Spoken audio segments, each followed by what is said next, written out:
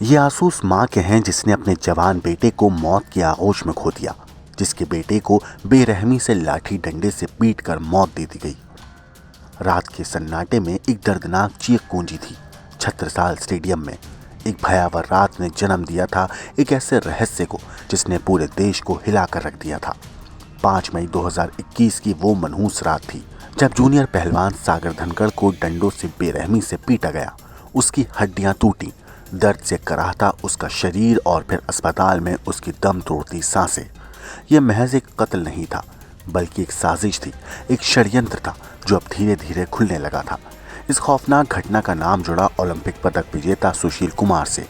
भारत के सम्मान का प्रतीक एक राष्ट्रीय हीरो अब हवालात में कैद एक आरोपी बन चुका था। क्या ये सच में एक हत्या थी या इसके पीछे छुपी थी कोई और गहरी साजिश? वक्त बीतता गया और फिर आई वो खबर जिसने सागर धनखड़ के परिवार के घावों को और गहरा कर दिया। कोर्ट से सुशील कुमार को जमानत मिल गई। हाँ, वही सुशील जिस पर सागर को बेरहमी से पीटने का आरोप था। लेकिन क्या ये इंसाफ था? सागर धनखड़ के पिता अशोक धनखड़ का गुस्सा अब 7वें आसमान पर था।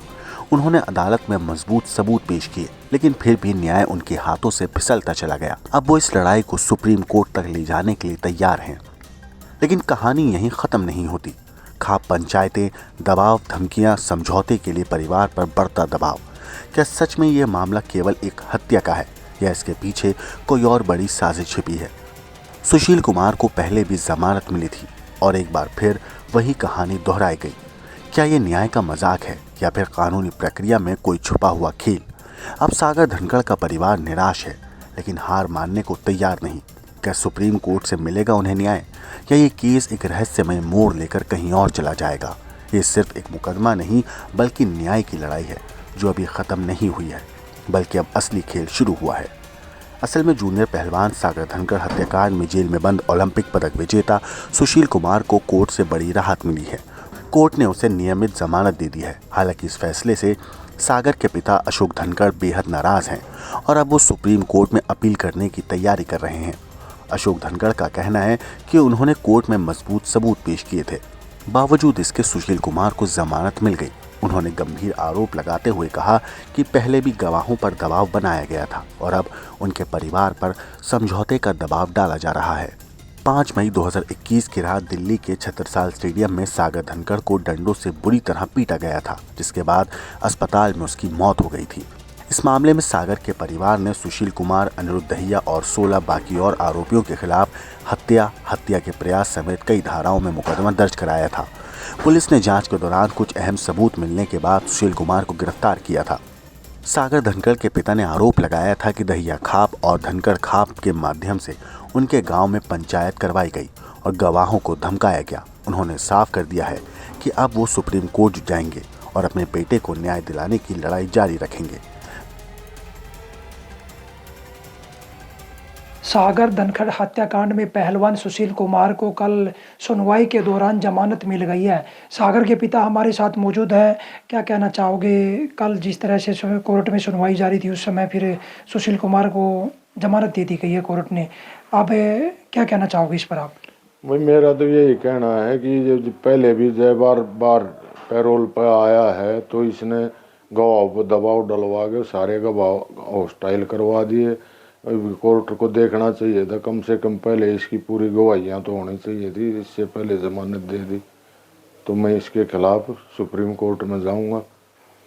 क्या कि दबाव किसने डाला है? सुशील कुमार ने खुद डाला है या किसी जानकार को घर भेजा है या गांव से ग्रामीणों को घर भेजा? किस तरह का दबाव प्रेशर आप पर आया है? दबाव भाई ये है, कभी फोन किसी का फोन करवा देना और फिर खाप पंचायत 360 की दिल्ली की खाप की, और फिर मेरे गांव में 2 बार पंचायत करी है कि कमेटी बना के इस पर अशोक को राजीनामे के लिए मनाया जाए। फिर जो लोग आपसे मिलने आए या पंचायत हुई, उसमें आपने क्या अपना रुख रखा था? क्या उसमें बातें रखी थी? मैंने यही कहा था भाई मैं क्या किस चीज़ का भाईचारा बिगाड़ रहा हूँ। भाईचारा तो उसने बिगाड़ रखा है।